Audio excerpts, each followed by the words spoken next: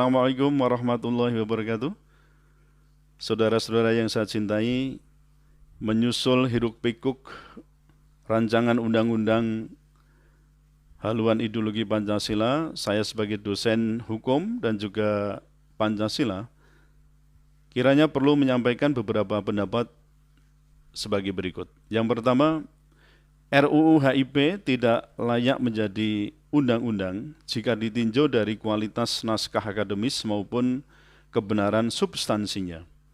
Adanya banyak distorsi teks dan konteks Pancasila di dalamnya itu menunjukkan bahwa ada hidden agenda di balik penyusunan rancangan undang-undang HIP ini.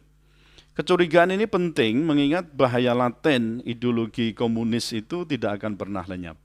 Menyusup segala lini arteri kehidupan anak bangsa, dyingnya itu akan manifest jika ruang gerak serta situasi dan kondisi siap aksi.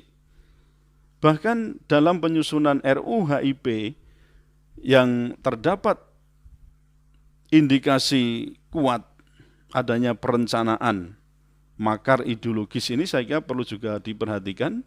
Sebagaimana kita juga menemukan pengaturannya di dalam Undang-Undang Nomor 27 Tahun 1999 junto pasal 107 A, B, C, D, E, F Kitab Undang-Undang Hukum Pidana. Yang kedua, tidak ada urgensi membentuk Undang-Undang HIP, mengingat kita sudah memiliki peraturan perundang-undangan terkait dengan pertahanan ideologi Pancasila. Yang pertama, yaitu Dekret Presiden 5 Juli 59. Di situ kita kembali kepada Undang-Undang Dasar 45, yang sekaligus bisa kita katakan Undang-Undang Dasar 45 itu adalah penafsiran otentik pertama kali Pancasila sebagai dasar negara.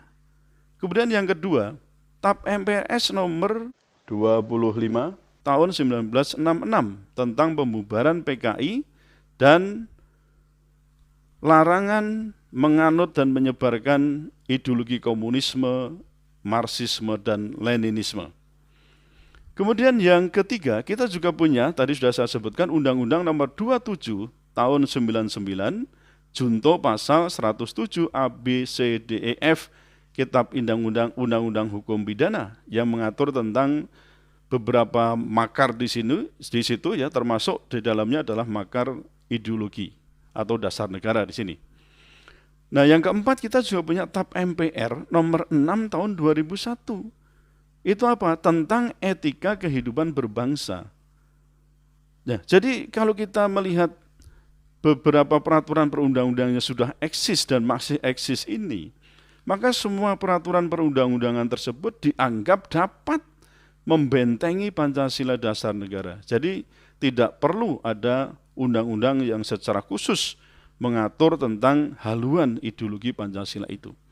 Yang ketiga, seandainya pun karena kritik masyarakat lalu TAP MPRS nomor 2566 itu dimasukkan ke dalam konsideran RUU HIP, sekaligus persoalan Trisila dan Ekasila itu ditiadakan, itu bukan berarti selesai masalah.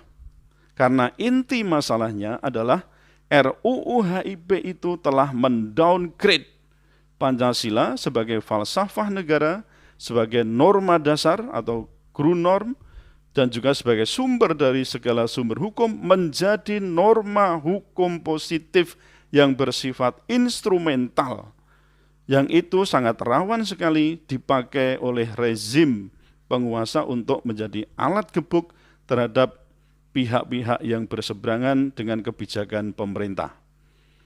Untuk itu terakhir, atas dasar pertimbangan hukum tersebut, maka saya merekomendasikan yang pertama, RUU HIP ini harus ditolak dan dibatalkan tanpa reserve. Lalu yang kedua, usut dugaan adanya perencanaan makar terhadap dasar negara atau ideologi dengan membentuk tim pencari fakta. Ini semua kita lakukan demi kita membela ideologi yang dalam hal ini adalah Pancasila yang setelah kita sepakati menjadi konsensus nasional sebagai dasar negara. Dan agar NKRI dengan segala suku bangsa yang ada di dalamnya termasuk agama tidak terpecah belah. Demikian pernyataan hukum saya. Terima kasih. Assalamualaikum warahmatullahi wabarakatuh.